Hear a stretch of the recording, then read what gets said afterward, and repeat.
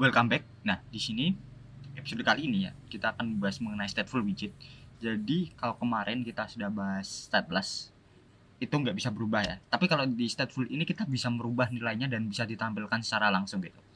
Nah, jadi ya sesuai tadi ya, stateless itu adalah sebuah screen, stateful maaf, adalah sebuah screen untuk ya ibaratnya dapat merubah nilai atau state ya kan. Nah, itu dapat dimodifikasi sesuai dengan keinginan user.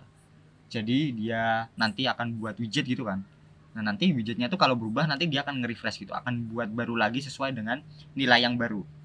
Nah jadi tanpa basa-basi lagi mungkin kita langsung dengan codingannya seperti biasa. Di sini mungkin stateful w gitu kan, dat class stateful w class stateful w ini kan. Extends, cara buatnya adalah stateful w stateful widget nih. Oke, yang ini kita seperti biasa state namanya tulis dulu k super k seperti ini. Nah lalu kita add override, jadi dia harus ngebuat anaknya dulu. Jadi ini parent terus ada childnya kan. Di sini berarti stateful w create state seperti ini, stateful w seperti ini. Class kita pakai yang add override tadi, stateful w extends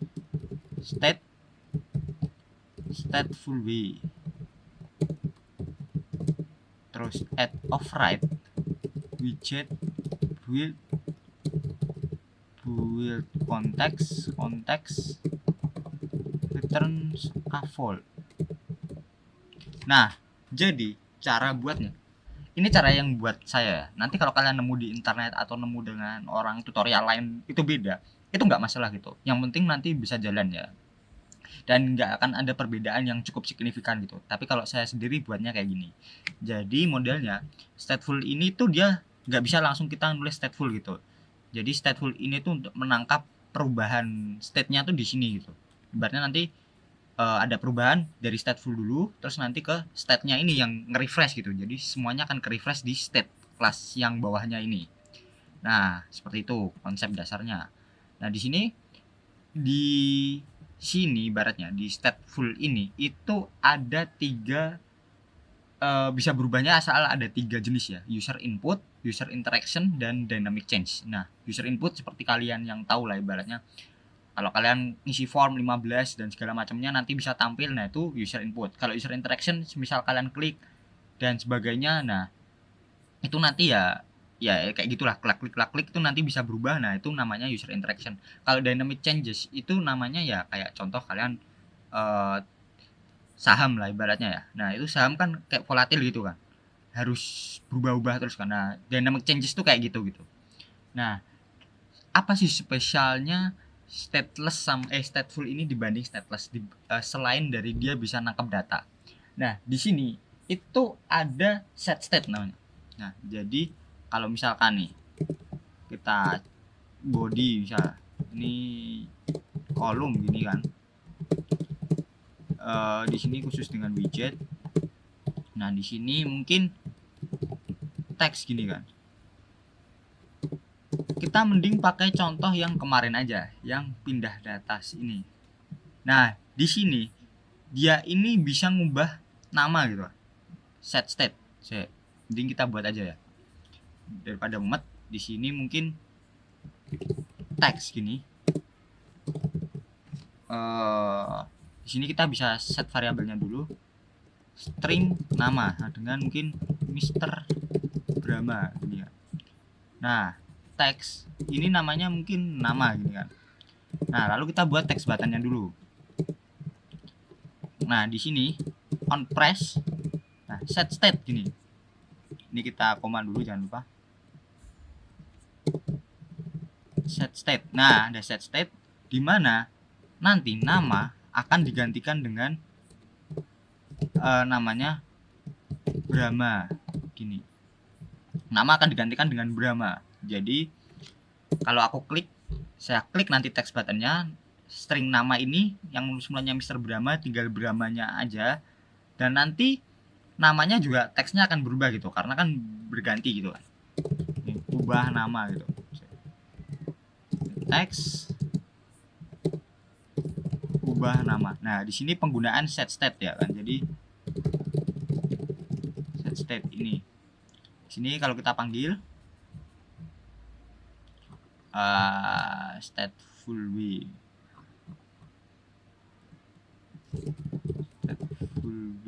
nah save, kita coba. Nah di sini Mr. Brahma kalau diubah, nah kan ganti lagi kan Brahma. Nah jadi kalau kita refresh lagi, coba, jadi dia bisa mengubah, ditampilin gitu kan, perubahannya tuh bisa langsung ditampilin. Jadi dia tuh modelnya ketika diklik dia akan nge-refresh lagi atau ngebuat lagi widgetnya dengan nilai yang baru gitu. Jadi ini widget lama misal nilainya Mr. Brahma, kalau diklik dia akan buat widget baru dengan namanya yang baru gitu, nilai yang baru ya, namanya Brahma gini. Nah lalu ada lagi gitu spesialnya, yaitu init state. Jadi add override void init state namanya. Init state gini modelnya buat. Nah di sini super titik init state. Nah jadi apa fungsinya dari init state ini? Nah mungkin nanti kita akan bahas lanjutannya di episode mendatang gitu. Jadi init state ini ketika dia dipanggil, dia harus ada perlakuan khusus gak sih? Jadi semisal kalau kalian ketika dia dipanggil screen-nya datang, dia harus ngambil data gitu kan. Jadi contohnya kayak gitu ya. Jadi ketika dia diambil init state-nya ini, ketika screen-nya ini diambil gitu kan, ditampilin gitu kan. Nah ketika ditampilin dia pertama kali harus ngapain gitu, pertama kali banget dia harus ngapain. Nah contohnya di sini yang sering saya pakai adalah, ya saya nggak tahu efektif apa enggak, dia ngambil data ngambil data dari database. Nah jadi init state ini ketika dia dipanggil, dia akan ngambil data dari database dulu baru ditampilin gitu kan seluruh screen-nya. Nah tapi nanti mungkin lengkapnya ada di episode mendatang ya untuk init state ini. Lalu ada lagi add override. Nah di sini ada void did change dependencies seperti ini, super did change dependencies. Nah dependency sendiri itu artinya library ya. Jadi kalau kalian di Python itu ada NumPy, ada Pandas, atau kalian yang episode yang lalu kita pakai berbagai library yang ada di YAML JSON ini, PubSpec ini. Nah di sini kan ada nih URL launcher ya, URL launcher dan segala macamnya. Itu ya nanti dia akan bisa berubah gitu. Ibaratnya kita ngubah dependensinya tuh jadi apa gitu kan. Library, dependensi dan segala macamnya tuh kita ubah di sini gitu. Dan ini jujur saja saya nggak sering pakai ya kan. Jadi saya nggak sering pakai, dan biasanya sih dependensinya tetap ya, ibaratnya dari awal sampai akhir kan udah didefinisikan ya. Jadi saya kurang sering pakai di sini gitu. Lalu yang terakhir adalah dispose gitu, add override void dispose super titik dispose. Nah cukup gini doang. Ini kalau kita refresh gitu kan dia akan error katanya. Nah jadi apa fungsinya dari void dispose ini? Nah sesuai namanya, dispose artinya buang gitu kan. Jadi ketika kalian ibaratnya udah selesai nih, kalian ibaratnya mau ganti halaman lah gitu kan, mau ganti halaman kan berarti stateful ini udah gak kepake kan, ibaratnya ya kayak layarnya kan udah gak dilihat lagi, gak dipakai lagi gitu kan. Nah kalau kemarin kita belajar pakai navigator itu kan ibaratnya ya memang layarnya hilang kan, pop hilang, tapi di memori itu masih belum hilang gitu. Jadi nanti kalau kalian buka banyak gitu kan, itu nanti akan lemot karena memorinya yang dipakai semakin lama semakin banyak. Nah digunakanlah dengan void dispose ini, yang mana fungsinya tuh ketika udah selesai nih, maka akan hilang aja gitu, memorinya akan terrefresh gitu, memorinya akan terrefresh dan segala macamnya. Jadi ya tetap ringan lah aplikasi ini untuk tetap berjalan di handphone ataupun web. Nah jadi cara gunanya kira-kira seperti itu untuk void dispose. Nah Mungkin itu ya yang bisa saya sampaikan untuk bagaimana apa itu stateful widget dan apa sih yang spesial dari stateful widget ini selain daripada dia bisa menangkap data dibandingkan dengan stateless gitu kan. Nah, yang pertama tadi jelas kalau kalian ngelihat di internet beda cara buat statefulnya dibandingkan saya, it's okay gitu.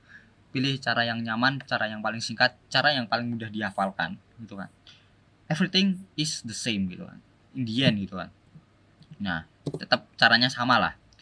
Di sini kalau init state gunanya kalau pertama kali dia dibuat itu dia harus ngapain gitu secara spesifik yang nggak bisa didefinisikan secara fungsi atau secara langkah-langkah gitu, mungkin nggak bisa didefinisikan pada saat pembuatannya gitu, pada saat dipanggil dia nggak bisa gitu kan. Nah itu init state gitu. Kalau dependensi dia kaitannya sama library. Nah kalau build ini ya sudah jelas dengan tampilan gitu kan. Dan yang terakhir adalah void dispose.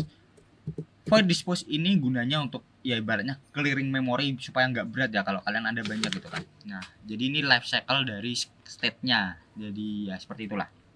Nah mungkin itu yang bisa saya sampaikan. Kalau kalian ada pendapat lain silahkan mungkin tulis di kolom komentar ya.